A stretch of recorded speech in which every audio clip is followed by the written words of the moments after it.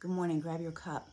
Do situations in your life cause you such stress and anxiety that you'll end up sacrificing what you want just to alleviate the stress that you feel when someone else wants something different? So examples could be like you're on vacation with your family and there's other people on the trip. What your family wants to do versus what the other people want to do are different, and the other people's satisfaction drives such a level of discomfort and stress that you think maybe we should just forget what we want and go along with what everybody else wants. But no, you're on vacation and your family, paid just as much money as the other people did.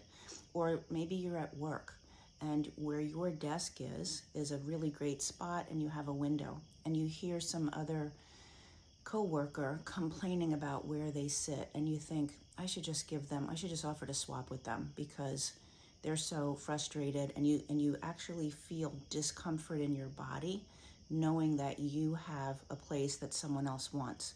Meanwhile, you've been there longer, whatever is the reason that you're in that desk, but you'd rather give it up because they are uncomfortable, and you love where you sit. Or maybe you go out to dinner and you end up ordering something that you don't even really want, but you know that other people at the table would like to try it. Or you think if there's leftovers, someone could have this tomorrow and they'll like it. So even though it's not what I want, I'm gonna order that.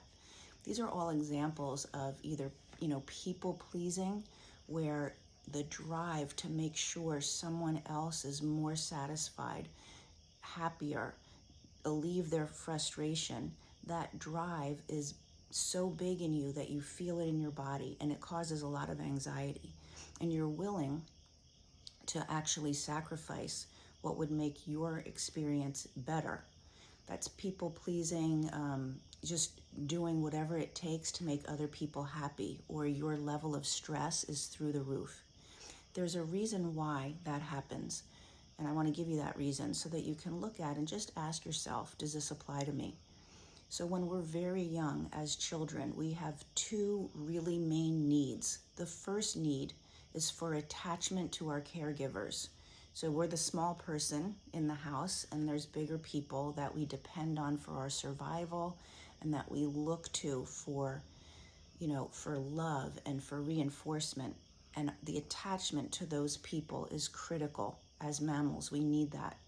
And the second thing that we need is a sense of authenticity. So the ability to authentically express ourselves. When we're upset, to be able to be angry. When we're sad, to be allowed to cry.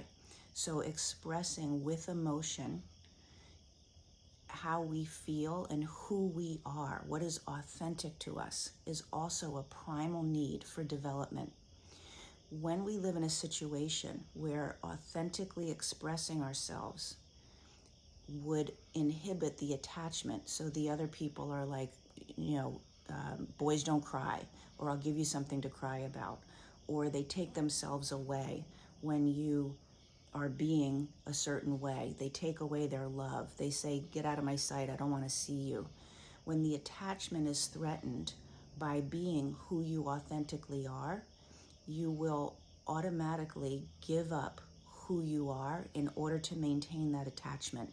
And it becomes a learned pattern way of living that who I am is not as important as the attachment to other people. It becomes an automatic response to abandon self. And when you abandon yourself, so many other things are going to be showing up as a result of that. That disconnection from self can actually trigger over time health conditions.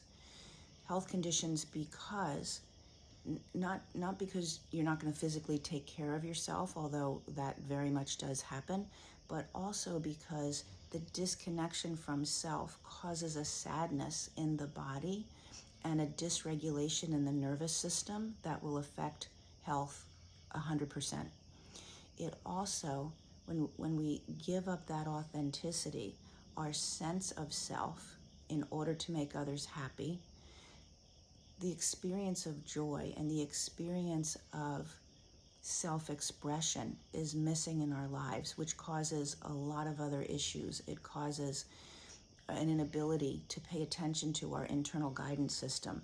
It causes a lack of joy. So I have a lot of clients who will say, I haven't felt joy in a really long time. I don't remember when was the last time I felt it.